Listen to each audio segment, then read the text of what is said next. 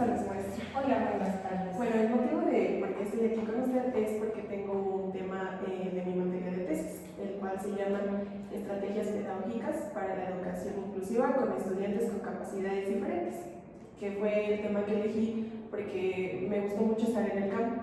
Entonces decidí pues preguntar y conocer más información acerca de ese tema. Y le voy a hacer unas preguntas, las cuales espero que me las pueda contestar con la experiencia que tengo para usted. Pero primero voy a llenar la información acerca de usted. ¿Cuál es su nombre? Alma Jenny Cruz-Chonky. ¿Es con nombre inglés? ¿Y Jenny al final? Cruz-Chonky. ¿Profesión? Psicóloga. ¿Cargo, puesto? Docente. ¿Cuántos años de experiencia tiene? Ay, como 13, más años. ¿Su cédula profesional? Bueno, eso no es. Estamos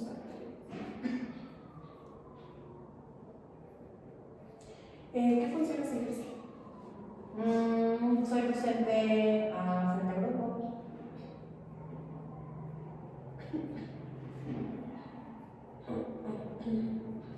¿En dónde trabaja? Trabajo a nivel universitario.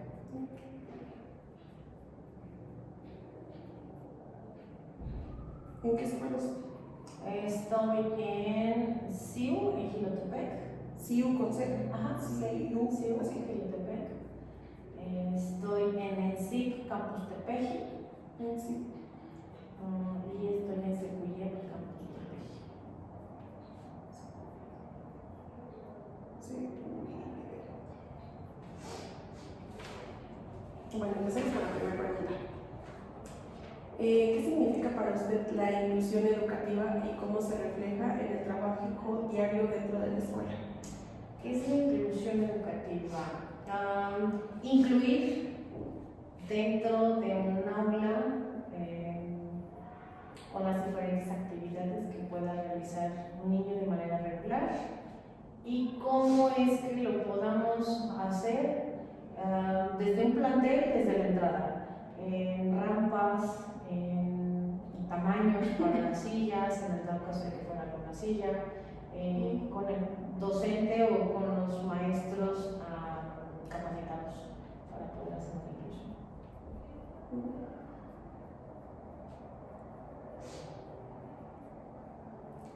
La siguiente pregunta es, ¿cuáles considera que son las principales estrategias pedagógicas que favorecen la inclusión de los alumnos con capacidades diferentes? Estrategias pedagógicas.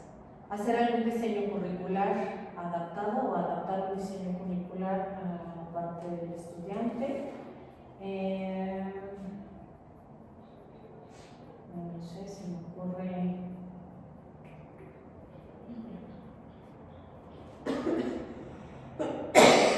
Un programa de intervención psicopedagógico. Programas de Intervención psicopedagógica.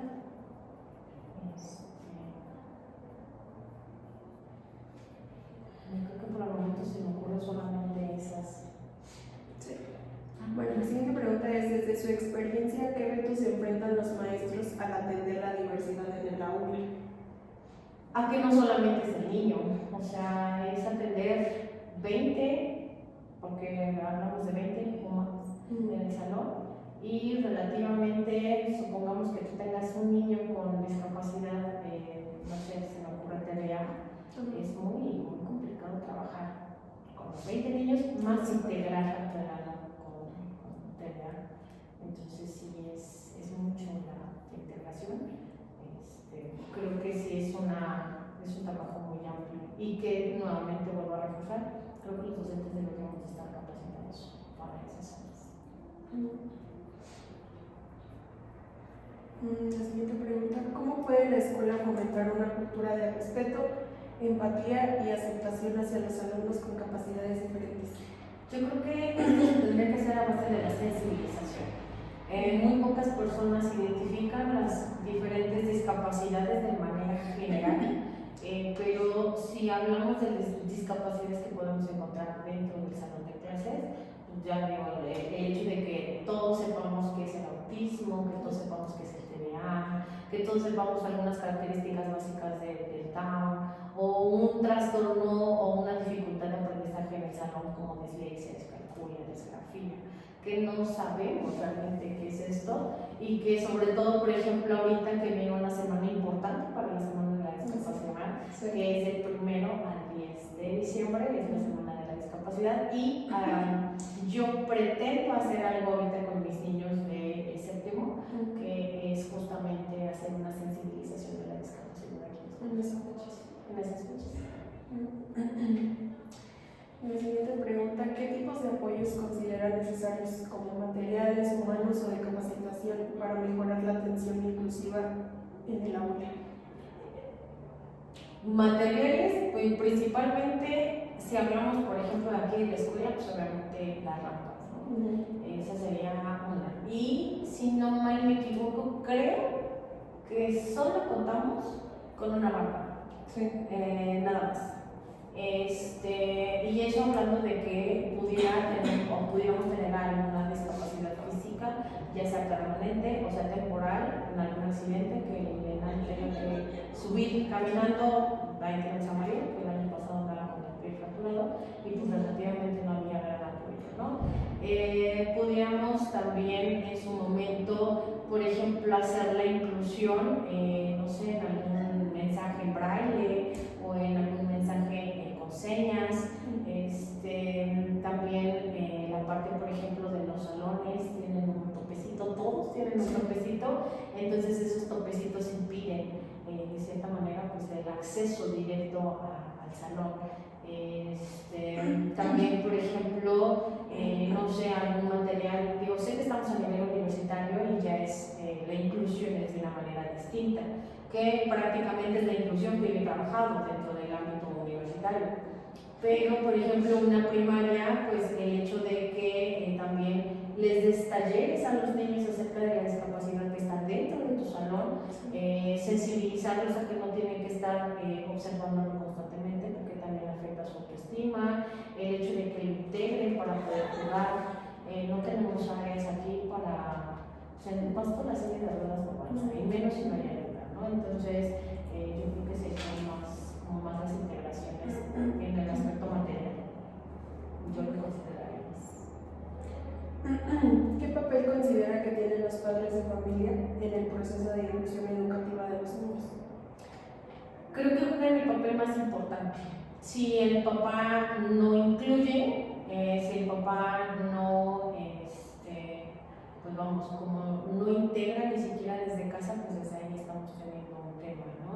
El hecho de que también deje que el enano haga actividades por sí solo, que aprenda a través de sus compañeritos en cuestión de la alimentación, en cuestión del lenguaje, en cuestión de actitudes. Creo que ellos son el motor principal de cada uno de los niños, ¿no? Entonces, si el niño al final del día no está muy sobreprotegido, o la sobreprotección, que la mayoría de los niños con discapacidad cuentan con sobreprotección, entonces ahí, desde ese punto de vista, tú te das cuenta y que has estado dentro del campo, que es una limitante muy grande. No, porque te vas a caer, no, porque esto, no le hables a mi hijo, no. Entonces hay roces. A veces ni siquiera son roces entre los niños, sino son roces entre los papás. ¿Por qué? Pues porque tienen una burbuja a sus niños. Entonces yo siempre les he comentado, sé que tener un diagnóstico de discapacidad es un duelo bastante importante. ¿Por qué? Pues porque no es fácil decirte, oye, tu hijo es autista y ahora tienes que trabajar de esta manera. Entonces sí, aquí creo que también es parte importante de aceptar esa parte del duelo, pero que los papás no sean sobreprotectores. O sea que no significa que su hijo siempre va a estar en una cajita de cristal, y tenemos que enseñarles justamente esa parte de que ellos se tienen que adaptar a una vida sin los papás en algún momento. ¿Por qué? Porque los papás quisiéramos ser eternos, pero no lo somos. Entonces no todo el tiempo va a estar protegida esa persona como a mí me gustaría. Entonces también el hecho de que la experimente, de que conozca, digo, a su nivel, porque también nos vamos por niveles, no le voy a no sé, por ejemplo, atender una cama a un niño autista que es súper severo, ¿no? O sea, ahí también vamos por niveles a lo que pudiera aprender. O sea, depende de... Depende de... ¿Cómo evaluar el impacto de las estrategias inclusivas en el aprendizaje y desarrollo socioemocional de todos los alumnos? ¿Cómo evaluar? ¿Cómo evalúa el impacto de las estrategias inclusivas en el aprendizaje y desarrollo socioemocional de todos los alumnos? ¿Cómo evalúo las estrategias? Con los comentarios, con sus actitudes, con las respuestas positivas o negativas que pudieran tener ante una persona con discapacidad. O a veces, por ejemplo, las muecas que hacen, o de repente alguien llega a preguntar algo que nosotros creemos que es absurdo, pero pues para ellos no, entonces, además de pesar, ¿no? Entonces yo creo que su expresión habla más que otra cosa. Y yo creo que desde ahí te das cuenta si esa persona pudiera llegar en algún momento a integrar o no. Y desafortunadamente se da mucho en el ámbito de la pedagogía. Sí. Bueno, y como última pregunta, ¿de qué manera se podrá fortalecer la formación docente en temas de inclusión y atención a la diversidad?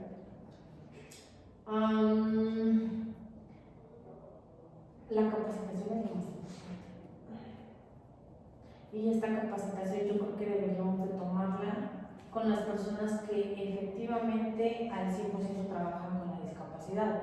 Estos talleres no lo pueden, digo, la idea es que los talleres nosotros tengamos por lo menos en esta semana de la discapacidad que viene, por lo menos tener 2 o 3 talleres de personas que han trabajado con esta parte de la integración especial, ¿no?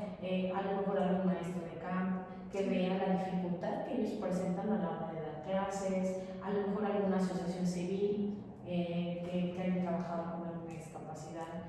Pero yo creo que lo más importante es justamente esta capacitación externa, pero también al mismo tiempo tú hacer pues esta capacitación personal, ¿no? Constantemente estar leyendo, constantemente estarte preparando, actualizarte, porque hay muchas personas que terminan su carrera y ya no se vuelven a actualizar nunca jamás en la vida, ¿no? Entonces la actualización es importante porque van avanzando las nuevas investigaciones con los nuevos trastornos o van cambiando cosas de 10, 20 años que creíamos que eran y ahorita pues ya no son nada de eso, ¿no? Sí, constantemente una capacitación, y creo que las escuelas deberían de capacitar por lo menos una vez al año a su personal con algunos temas de educación especial, porque de repente sí me ha tocado escuchar maestros que hacen comentarios así como de ¡ay, me la aventan a mí!, ¿no? Entonces sus expresiones, si tú como docente, imagínate ya desde ahí tú empiezas a hacer una expresión de esas, ¿cómo pretendes tú que hagas tú una buena integración? Entonces creo que desde ahí estamos mal nosotros como docentes.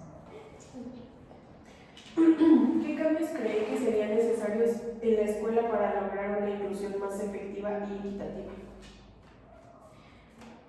Pues a nivel universitario todavía es muy complicado, no digo que sea nulo, pero es muy complicado tener a una personita con educación especial aquí. Pero de cierta manera volvemos otra vez con toda la parte de accesos, ¿no? Acceso hacia la parte de los baños, por ejemplo. Los baños no tenemos un acceso para alguna persona con alguna necesidad especial. Las escaleras, también, por ejemplo, los salones, los topecitos, no hay como que no hay esa parte pues de integrarlos como tal. Entonces sí, tendríamos que hacer muchas modificaciones. Tanto el personal, porque también hay personal que no está adaptado para trabajar con la educación especial. Sí. No tenemos esa... pretendemos que son anormales, porque literal, así te digo, o sea, yo les he llegado a escuchar comentarios de docentes que hacen muecas, que hacen caras, entonces dices, pues ya, que desde ahí empezamos mal, ¿no? Entonces sí, pues así como tal la inclusión, sensibilizar a la gente, dar pláticas, dar talleres, ponerles un día difícil con alguna personita, no sé, tal vez algo mejor actuando, ¿no? Para que ellos vean lo que es tener a un niño con una discapacidad distinta. Hasta la comida, porque al final del día hechos son muy complicados. Sí, como cosas diferentes. Sí, cada quien tiene su selección y alimentos. Sí. Y la última pregunta sería, ¿podré compartir alguna experiencia o caso que consideres exitoso en la aplicación de estrategias inclusivas dentro de alguna institución que haya estado? Pues relativamente a mí directa la inclusión, yo ser maestro guía nunca lo he sido. Siempre fue más, mi situación fue más interna. Fue trabajar, yo trabajé en una asociación para niños con discapacidad, aproximadamente 5 años estuve ahí. Y bueno, el hecho de que tú vayas caminando por la calle y se les quede medio feo, o el hecho de que tú los integres a nivel social en el aspecto de, por ejemplo, los llevas al cine y todos se te queden viendo como bicho raro porque llevas a tus niños formados. El hecho de que, por ejemplo, yo al menos esa fue mi integración, no educativa, pero sí en el ambiente social. Y en las inclusiones educativas, pues me tocó no estar directamente, pero sí niños de nuestra asociación ser incluidos en el preescolar, para pues el hecho de que ellos sepan que es ir a una escuela, aunque tal vez pues no haya un avance a nivel educativo, pero que sí exista una integración. Las integraciones que nosotros hacíamos eran más a nivel social que a nivel educativo. ¿Por qué? Porque la mayoría de las personas te hablan de una discapacidad leve o una discapacidad donde se puede integrar a un ambiente escolar, pero la mayoría de los casos que yo trabajé fueron severos, fueron autismos severos en los cuales pues, lo único que pretendíamos era hacer una integración social y que no nos vieran como chicanos, que fueron las discapacidades con las que trabajé. Discapacidad intelectual severa, trabajé con autismo severo, trabajé con 2 niños Asperger, trabajé con síndrome de Down severo también, trabajé con síndrome de Lennox Gastaut, pero pues al final del día sobre esa integración social.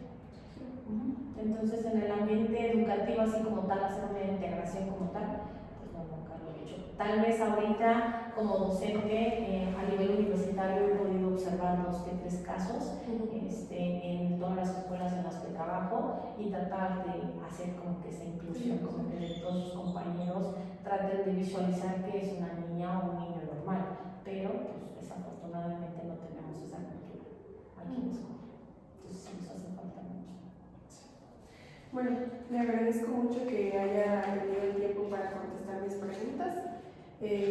Pues estas preguntas y las respuestas que usted me dio me van a servir para mi proyecto, el cual pues sí lo elegí porque me llama mucho la atención e inclusive porque pues ya ve que le comentamos aquella vez que estuvimos en el Da Vinci, entonces pues desde ahí como que dije pues sí, los maestros no están capacitados para eso, porque nos dimos cuenta, porque teníamos, bueno, en mi salón estaba el niño autista y pues la maestra no sabía qué hacer. Entonces para mí se me hizo así como de que todos deberían, como dice usted, como que capacitar a todos los docentes, porque en todas las escuelas siempre va a haber un niño así. Sí. Entonces yo creo que todos los maestros tienen que saber cómo manejar esa situación y cómo enseñarle y que no lo aíslen, porque yo sí veía que al niño lo aislaba totalmente. O sea, como que ella seguía dando sus clases y pues él estaba en un rinconcito y solamente como que pues tú quédate con él.